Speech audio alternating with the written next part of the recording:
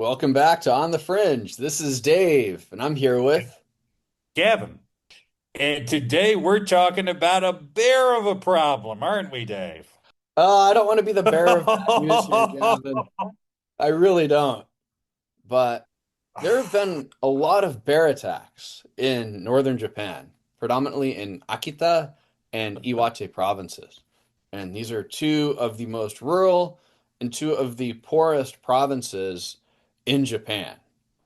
This year we've had 12 bear-related fatalities in Japan, which is kind of a record number. I think it's the highest since the 90s.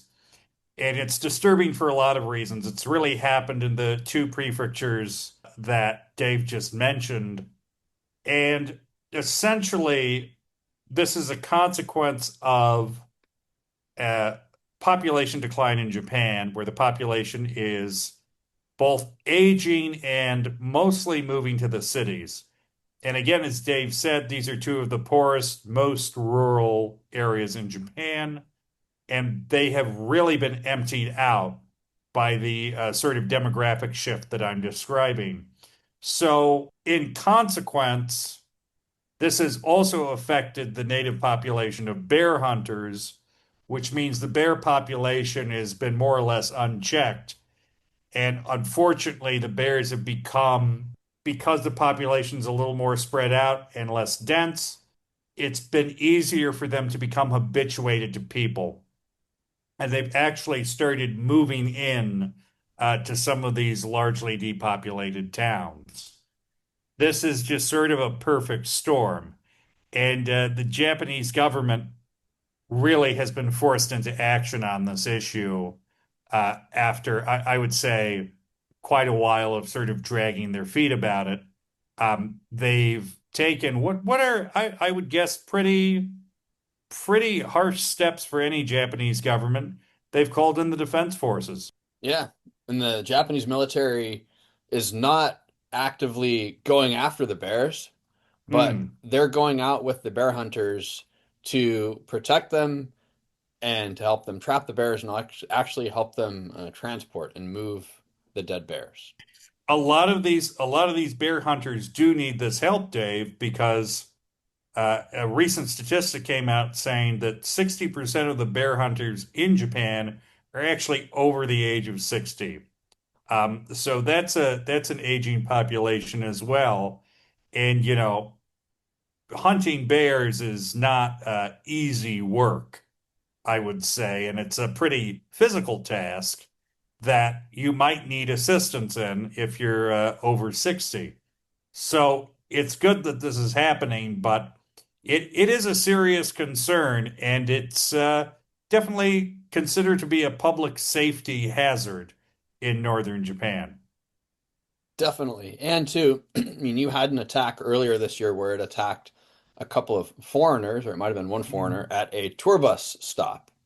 Yeah. So, northern Japan is one of the least visited parts of the country. I studied up there from 2010 to 2011. It's absolutely gorgeous, and I would highly recommend if you do want to go to Japan, if you want to go off the beaten path, you go up there and visit.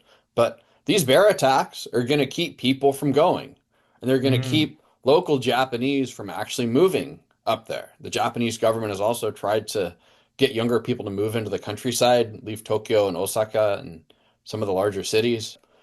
This is a bear of a problem that the Japanese government. I forced that one. I shouldn't have forced it. This is a Wait, hey. So folks, you probably noticed, but we've just had a bear of a time not making terrible jokes every 5 seconds. It's hard. It's hard, and please bear with us as we try to get through this episode without just making the most tasteless jokes possible. Um, It's but yeah, embarrassing, let me tell you that. oh Lord. It is an issue and it is a concern and it is, not to minimize, 12 people did lose their lives. That's pretty terrible. And it is terrible. There's no pretty about it.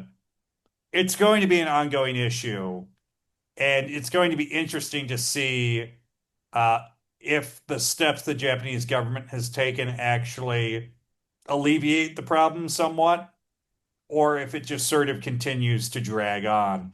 And again, as you say, part of the issue is the lack of population. Japanese government was trying to address that, but then it's sort of a vicious cycle. Now you have this issue that's going to prevent people from moving there, or it's going to stop some people from moving there, and it may not help the issue.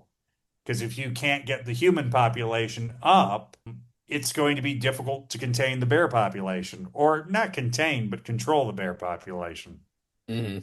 Yeah, it really is. It's a sticky wicket for the local governments in this part of Yeah. Japan. And It and it is good to see that the central government seems to be getting involved because I think if this remains a local government issue, local government in Japan does actually, I would say, have a lot of power compared to a lot of countries, but they can't. The scale of this is at this point quite big, and I don't think it's something that a prefectural government on its own can necessarily address.